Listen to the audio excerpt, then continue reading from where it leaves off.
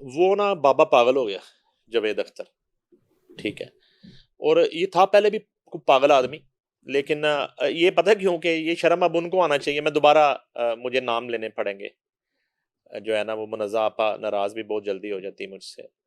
ये फैज़ अहमद, फैज़ फैमिली, फैज़ मेला और ये यहाँ की जो सिविल सोसाइटी है, ये थोड़ा सा अपने गिरेबान में झांके और इस तरह की काली भेड़ों को और इस तरह के भेड़ियों को पहचाने। इनको मत बुलाएं बार बार। फैज अमन मेले में जावेद अख्तर, ये शबाना आजमी, ये भेड़िए हैं, इनका इंसानियत से कोई ताल्लुक नहीं है और ये नाम नेहाद मुस्लिम्स हैं।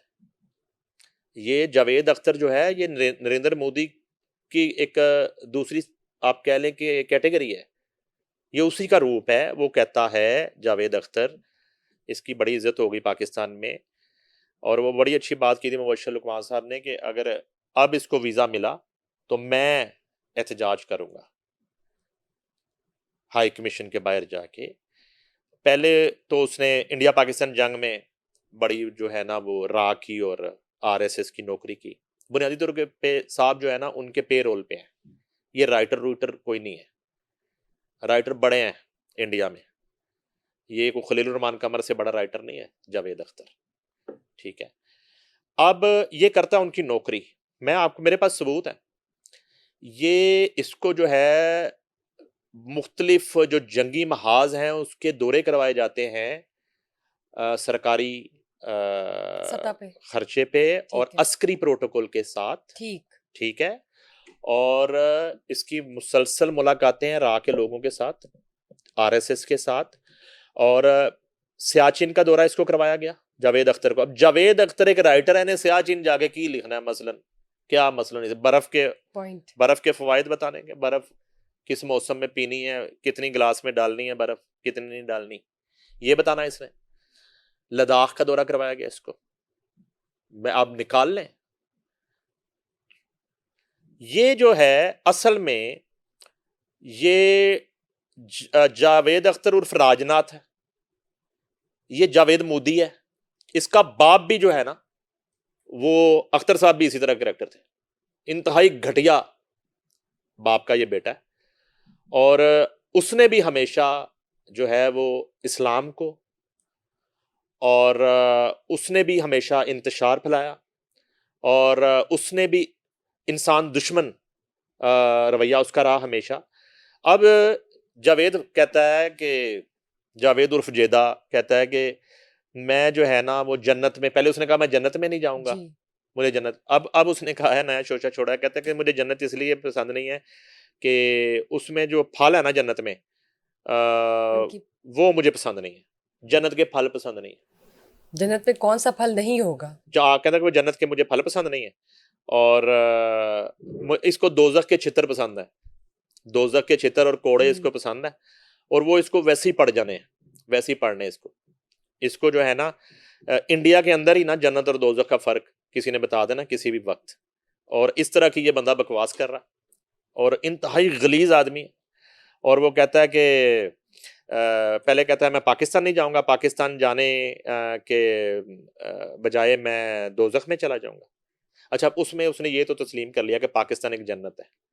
ये तो क्योंकि वो यहाँ चल आया सर है। इस बात का तो क्रेडिट जाता है। एग्जैक्टली। और वो यहाँ आया है और वो देख गया है कि जन्नत तो पाकिस्तान जो है। है ना जन्नत है। और उसके बाद जो है अब वो कहता है कि मैं जन्नत में, उसने उसको क्लैरिफाई किया है कि मैं इसलिए नहीं जाऊंगा कि वहाँ के मुझे फल पसंद नहीं है। तो जावेद अख्तर, दोजख के तुम्हें छितर पसंद है तो वो खाओ और भाड़ में जाओ। और ना हमें जो है ना वो तुम्हारी दोजख से गर्ज है और ना तुम्हारी बकवास से गर्ज है। और असल में अब भी जो उसने बात की है वो पाकिस्तान को मुखातिब करके कर रहा है। पाकिस्तान जन्नत है, तो इंडिया दोजक है। तो उसका जो है ना वो इतना वो लेवल नहीं है कि उसको इतना ज्यादा डिस्कस किया जाए, इतनी इंपॉर्टेंस दी जाए। हाँ, जब कभी मौका मिलेगा तो फिर उसको आमने सामने जवाब दे देंगे।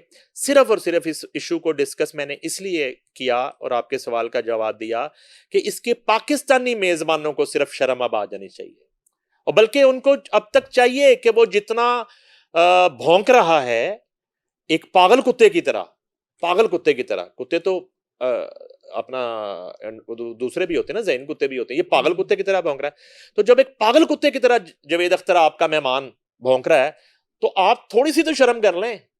अब आप लोग ये ना कह देना कि नहीं नहीं, हमारा तो काम ये नहीं है, हमारा तो काम अमन बांटना है। ये इस अमन पे और आप पे लानत हो, बेशुमार लानत आप पर और आपके अमन पर और आपकी अमन की आशा पर भी लानत। जावेद अख्तर के तमाम मेजबान, उनको मैं मुखातब करके कह रहा हूं, आप जो है ना, आप भी फिर उधर चले जाएं उधर। आप सिंदूर अपने बेटियों के जो है ना वो सिंदूर भरवाएं और जाएं उधर, बच्चे उठाएं, सामान बोरिया बिस्तर गोल करें। क्या आपने क्या करना है पाकिस्तान में रह के? तो मैं सिर्फ जावेद अख्तर के मेजबानों को ये कह रहा हूं ठीक ठीक कि पाकिस्तान के आइंदा आइंदा जो है ना आपको शर्म आनी चाहिए, और अब तक आपको जावेद अख्तर की बकवास का जवाब देना चाहिए था, क्योंकि आप उसको बुलाते थे। आप ना बार बार यहां बुलाते तो हमें क्या जरूरत है? इस तरह के कई कुत्ते बिल्ले भेड़िए वहां पे भौंक रहे हैं। वो 10 मई को हमने उनका मुंह बंद कर दिया था, फिर कभी मौका मिलेगा, जरूरत पड़ेगी फिर मुंह बंद कर देंगे। पॉइंट। ठीक है, ये वजह थी। और अब वो मायरा खान फिर पता नहीं कोई बयान दे रही थी। इस औरत को भी जो है ना वो खबरों में रहने का कोई वो मौका चाहिए होता है कि वो कहती है कि वो बताइए क्या कह रही है। फनकार लोगों को जोड़ता है, और इसलिए सबसे पहले इस पर पाबंदी लग जाती है। और उसके अलावा जो है ना पाकिस्तान और भारत के दरमियान कशीदगी और फनकारों पर आयद पाबंदियों से मुतल्लक जो है ना वो इज़हार ख्याल कर रही थी। तो उन्होंने कहा कि फनकारों पर पाबंदी नहीं होनी चाहिए, तो फनकारों को है कि फिर मुल्क भी लहदा ही होना चाहिए ना, फनकार फनकारिस्तान फनकारिस्तान हो जाना चाहिए। तो इनका पासपोर्ट भी बिल्कुल लहदा ही होना चाहिए फनकारों का ना, तबला बना होना चाहिए, उस पे बाजा बना होना चाहिए, गिटार। सब आइडियाज बहुत अच्छे देते हैं। बिल्कुल, और बिल्कुल डांसिंग सा एक पासपोर्ट होना चाहिए फनकारों का, ऐसे फनकारों का कलरफुल। जो आ, इंडिया की हठधर्मी को भी जो हर वक्त अमन के साथ जोड़ने की कोशिश करते हैं कि नहीं नहीं फनकारों का कोई काम नहीं है, फनकारों का काम सिर्फ दिहाड़ी लगाना है जो उधर से ज्यादा लगती है, डॉलर कमाना है सिर्फ। ठीक है ना, तो वो डॉलर जो है और पैसे तो वो हीरा मंडी में सबसे ज्यादा वो फेंके जाते हैं तो वाइफों पे। तो वो फिर उधर भी कलकत्ते में भी है हीरा मंडी, तो उधर शिफ्ट हो जाए। तो फनकार जो है ना पहले पाकिस्तानी है फिर फनकार है। जरा कोई फनकार मुझे आके बता देना मायरा खान समेत के जब वो पैदा हुआ था तो वो फनकार था, वो पैदा होते ही उसने 3 गानों पे परफॉर्म कर दिया उसके दाई के हाथों में ही। ਉਹ दाई कह रही कि ठहर जा रुक जा मैं अजे तेन फीडर पे आना है, उन्हें क्या नहीं मैंने 2 गाने तो कर लैन दे, तो उन्हें करता, उन्हें 4 सीन भी करते फौरी तौर पे। ठीक है, पैम्पर में ही सीन कर दिए, और बिल्कुल जो है ना अभी वो क्या कहते हैं वो 1.25 महीना जो होता है पंजाबी में छिला नाना कहते हैं, छिला नाने से कहते हैं पहले उन्हें फिल्म पूरी कर दी फनकार ने। पहले आप पाकिस्तानी हैं जब आप पैदा हुए, इस ये आपकी मिट्टी है, ये आपकी माँ है। तो जब आपकी माँ के खिलाफ कोई बात करता है, जब आपकी माँ पर कोई मैली आंख से देखता है, जब आपकी माँ पे कोई हमला करता है, तो फिर आप पहले उस माँ के बेटे हैं या बेटी हैं। पॉइंट। आप फिर अमन की बातें नहीं करते। एज अ ट्रू एग्जैक्टली ये कहानी जो है ना, ये भाषाएं ये ना बताएं लोगों को, आपकी इन बातों पे कोई अमल नहीं करता।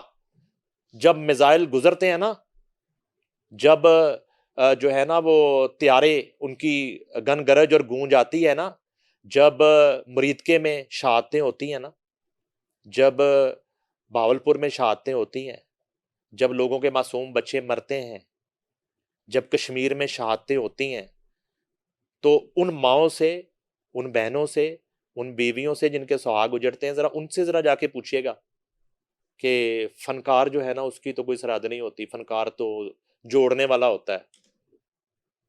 यानी कि एडा एल्फी फनकार कि वो जोड़ देता है। क्या जोड़ देता है? ये जावेद अख्तर जोड़ रहा है, ये अभिजीत जो बकवास करता है ये जोड़ रहा है, ये क्या, ये कौन लोग हैं? इन्हां दी मिसाइल दी फैक्ट्रियां, ये फनकार हैं सारे।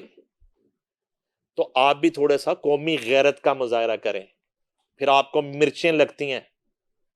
आपका मामला सिर्फ डॉलर्स है, आपका मामला सिर्फ पैसा है।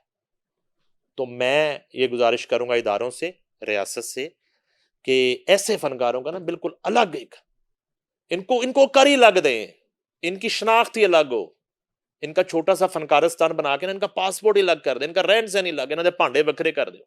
ये इस काबिल नहीं है कि ये हमारे साथ बैठ के खाएंगे, इन्होंने बर्तन ही अलग कर दो।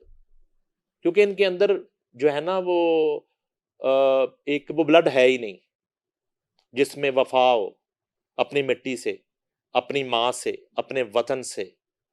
और इतनी जो शहादतें हुई हैं, इनको इनका कोई कोई दुख हो तो इनकी मजम्मतों से क्या होना है? जंगें घुंघरुओं से नहीं लड़ी जाती, जंगें नाच गाने से नहीं लड़ी जाती, जंगें लड़ी जाती हैं दलेरी, बहादुरी और कुर्बानियों से। तो इसलिए इनकी मजम्मतों की हमें जरूरत भी नहीं है। ये बार बार क्यों याद कराते हैं कि फनकार जोड़ता है, फनकार खोलता है? फनकार क्या मैकेनिक है वो जोड़ता है? इलाही वर्कशॉप आके फिरते रहते हैं।